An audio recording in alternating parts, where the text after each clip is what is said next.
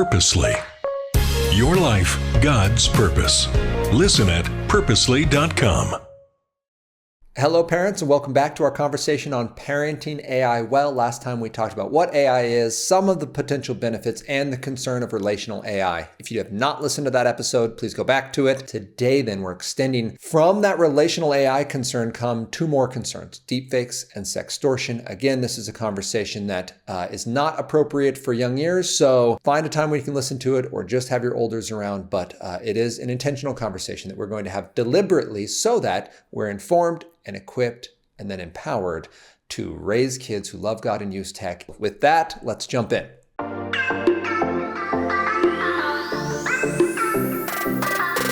The next one that we're going to be talking about is deepfakes. Deepfakes are troubling. 1 in 8 teenagers in the US know someone who has been deepfaked. So in this circumstance, when we talk deepfakes, they can kind of be cute. You have, famous people dancing together that aren't even alive anymore. Or you have, a famous individual singing a song in their voice, but with lyrics from a person they definitely didn't do. There's, a Joe Biden one. But then they pivot. They pivot to less endearing and more mocking individuals. And then they pivot to where, this is the most recent one, XAI, formerly Twitter's AI, Grok, posted by the CEO of X, that you could use this to take the clothes off individuals. So this is called the Nudify app.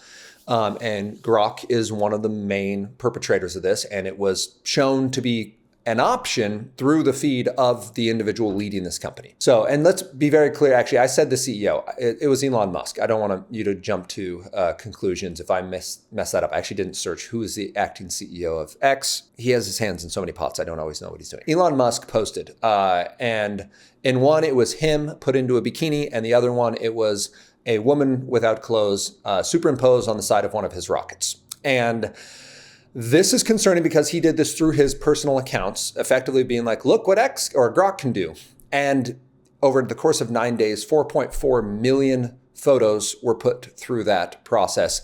And of those, more than half were images of women and children. So the other portion was men, but women and children, 4.4 million videos put through the Nudify process in 9 days. So that's concerning because these apps, there's hundreds of these things. They typically hide under different names. They'll be what do they call them? Anime filters, or they'll be like a beautify app, like a filter app, like, oh, we can adjust the way you look, or they'll be like body augmentation. They'll like go that, but they don't typically call themselves Nudify apps. But this is as close as it did, and a platform that everyone has access to, that's free to use, that's generally gets through all the filters. So that was concerning, and it is showing real world harm. So when 1 in 8 people say, I know someone this has happened to, we are talking about minors. So it's illegal to create this content. And we are talking about in schools. So we are finally getting cases where typically it's a young man. It's not always a young man, but typically it's a young man who takes an image of a classmate, typically a girl, nudifies it and then shares it, maybe through social media, but maybe just airdrop in text. So what happens is that young person wakes up to images or videos of himself or herself participating in acts they never participated in, that are now going against their public perception, how others think about them, but also how people treat them. Even if it isn't real, even if it isn't true, the impacts of this are real. So it didn't happen, but it still changes the way people look at you. Some people in judgment, some people in, should we call it, enthusiasm for what they just witnessed. And now they're going to begin texting you and messaging you and saying things in the hallways because they thought that was exciting and cool. And they now think that you are exciting and cool because of this thing that never happened and isn't true. And yet it's still very real in the way it affects your life, your mental health, your treatment socially. This is a common form of bullying now. I mean, we're talking 1 in 8 is a wild number, and that number is growing. We know that with the next thing we talked about, sextortion, only a fraction of those actually get reported. And we believe the same is true with deepfakes. That when that happens, if it doesn't blow up to the scale of everyone in the school having it, a lot of kids are just ignoring it. So what should you do? You need that relationship again so that your child is willing to tell you there's a lot of shame involved. We need our children to know that this is not their fault. So where they're getting the images is either just someone took one in the hall or at lunch or whatever, or they swiped it off of the internet. It's not your fault. We have to be clear on that. This doesn't change your value. Yes, people, this is their mistake, and this says more about them than it says about you. And there is action we're going to take. We're going to tell the school. We're going to tell the local police. We're going to report it if it was posted on social media to the social media companies. Social media companies are slowly becoming aware of this, and they're starting to see, like, the European Union just is investigating whether Grok needs some kind of lawsuit put against it, some kind of external boundaries. And while that may not come up with anything in this instance, that shows other individuals like, oh, like external boundaries might be needed if minors are getting hurt because of decisions being made by tech companies. So that is slow progress. That's coming because parents and young people are coming forward with their stories. So if this has happened to you, please tell the school. Please tell the police. Please tell the tech company. It's the only way we can move forward. Yes, I know there's a lot of shame in this. Parents, no, this does not mean you're a bad parent. This doesn't mean that you didn't have enough boundaries up and that you somehow failed your child. This means that this tech is massive in terms of its power and its abilities and its reach. It's getting into the lives of our children before we even know what it can do. And young people, let's be serious, they're dumb. Their frontal cortex is not completed. So when you give a 13-year-old boy the option to do something he probably thought was funny, frankly, some of them probably do it out of predatory behavior or out of a desire to harm others. But there are kids who are just like, oh, hey, you know what we should do? We should enter so-and-so into this app and take off clothes.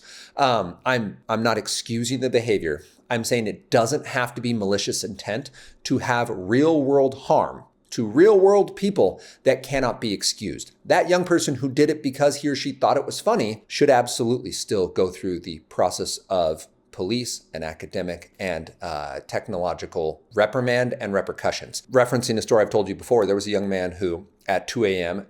he had been sent a nude from a girl he was dating at the time. And his friend was like, hey, that'd be funny if you sent that out to our group chat. And at 2 a.m., he believed it would be funny. He had real-world repercussions, including a felony. For his case, it's good that he did not get charged with proliferation of child pornography because she was a minor and he was a minor.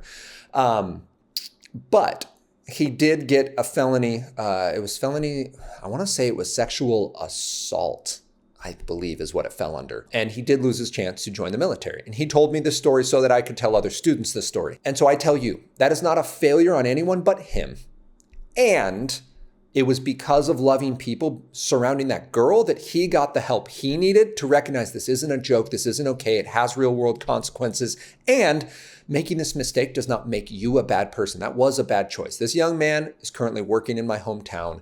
He will be a great dad. He's a grounded person, and he needed that slap from society and from people who love this girl to be like, that wasn't okay. It wasn't funny. And it was a mistake. It has real world costs that you are going to feel. She feels them too, but you're going to feel those as well. That's what we need to do when we talk about deepfakes, and specifically when it comes to sexualized deepfakes of non-consensual sexual material being created digitally and then being dispersed digitally or in person, or through the internet or through technology locally, maybe not through social media platforms. So we do need to know that that's out there. We do need to parent that well because someone's kid is making that stuff. And maybe it's ours. And maybe they thought it was funny. It's not. We need to address that thoroughly and repeatedly in love, focusing our kids not just to the don't do this, but towards the, hey, let's make sure we're using tech that reflects Jesus, that supports love and joy and peace and patience and kindness, that fits Philippians 4:8. Because deepfaking someone for nudes doesn't. And we want to make sure that we are supporting them because also you don't know who's consuming that and what behaviors you're feeding when you put that out there. Like you did it as a joke for your friends and then it ends up on the internet with people that are definitely not your friend and definitely not looking out for the best in that individual.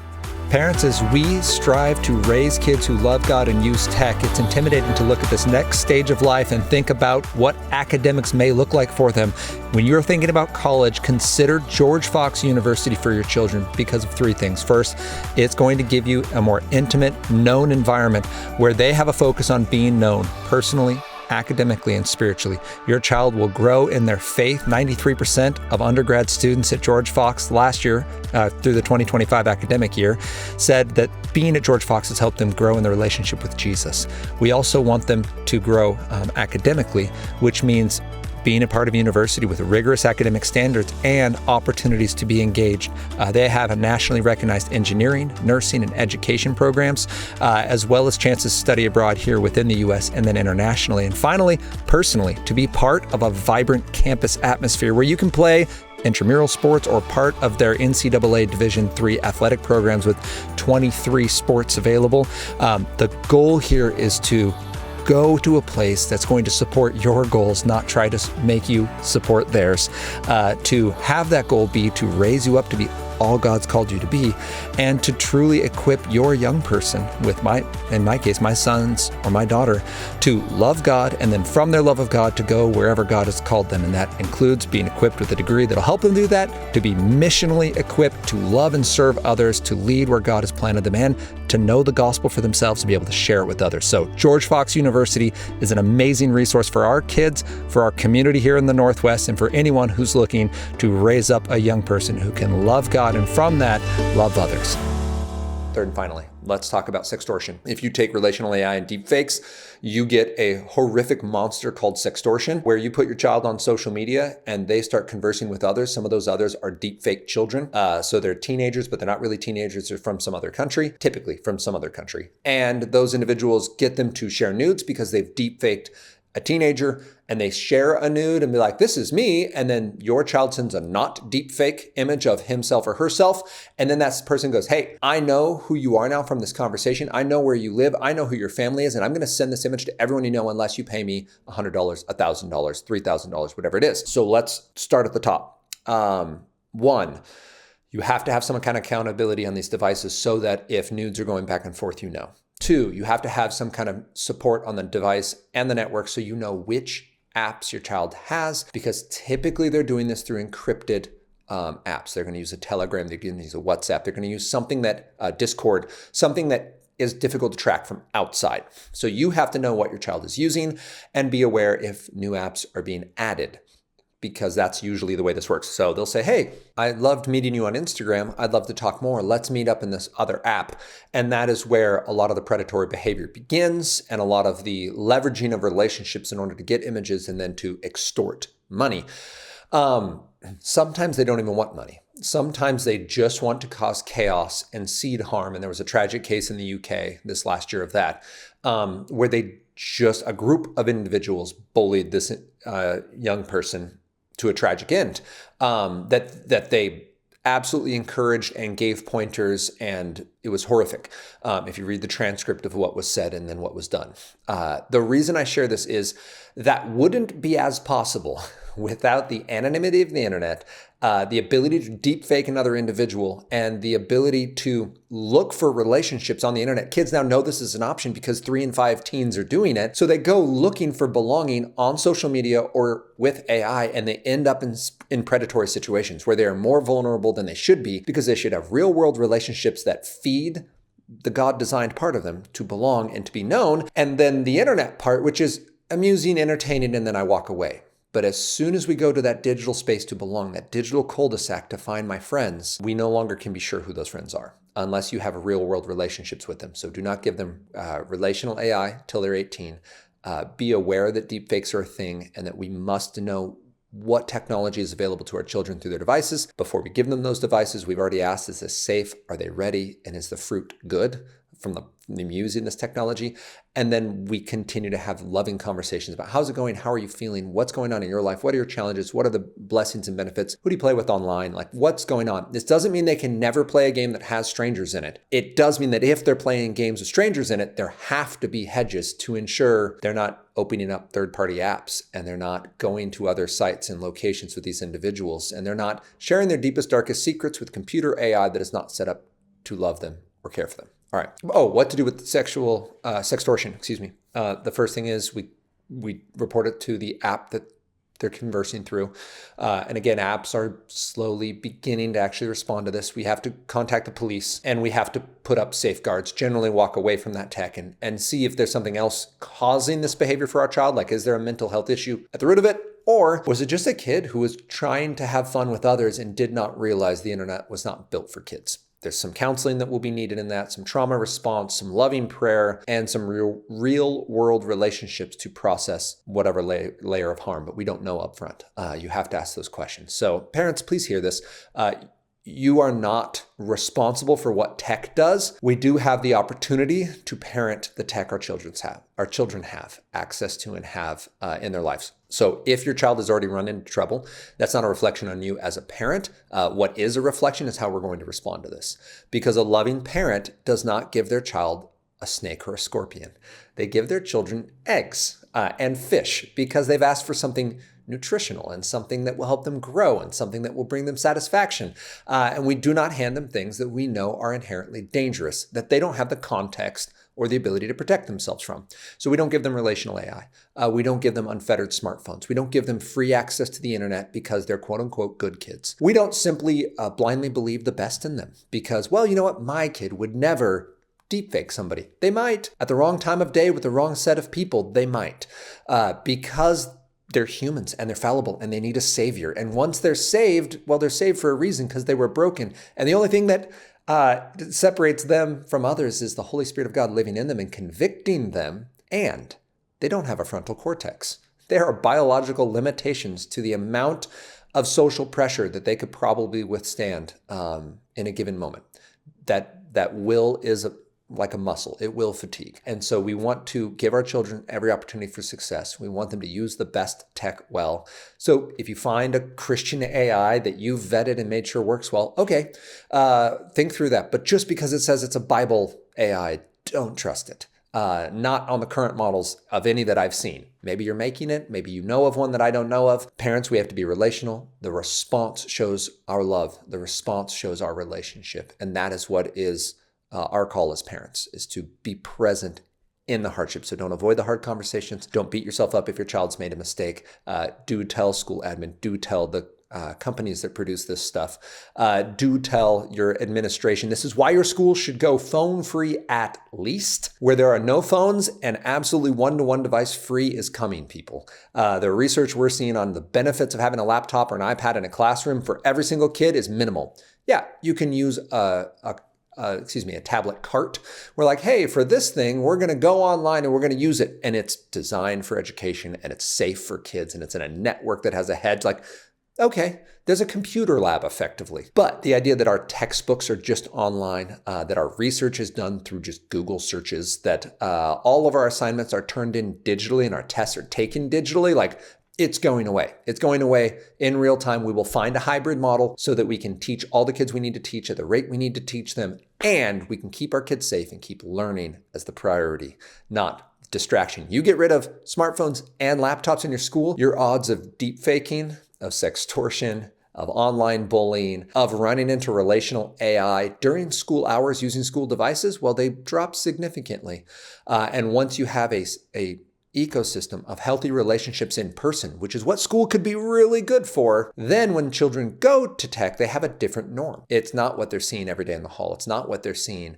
Well, it is. Their norm is what they see every day in the hall, but unhealthy tech use is not normative for them now. I strongly encourage you to talk to your school administration preemptively about what does their network look like? What safety measures are they taking specifically to ensure that children are safe online? What reporting is there? And then what tech does your child have access to during school days? Push for no smartphones in the school. The research is out there. Anxious generation is your foundation stone. And then it goes from there. And then begin conversations about what does a hybrid model look like to have a computer lab, not just a one-to-one, every kid gets a laptop or an iPad and this will work well. And by the way, iPads would be your best case because those babies can be locked down real tight, not started in safe mode. And kids, the network managers can limit very effectively what is going on to an iPad versus a PC where a child can just start it up, make a partition, and now have a separate computer they're using on the same device with none of the school safety. So, yeah, good times. All right.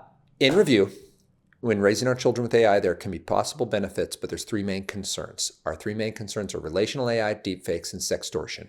It does not make your child a bad child for running into problems here, but it does mean that they need direct adult and professional intervention and that you are the first line of defense. Your first line of defense is relationship, then it's intentional hedges, and then it's physical space away from these devices. Your child does not need access to relational AI to be okay.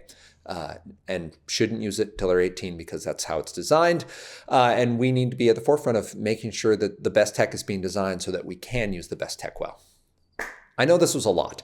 It was a lot for me to say. And frankly, I didn't go anywhere near. I'm over by like 12, 14 minutes on what I'd wanted to say. So this is probably turning into a two-parter in real time.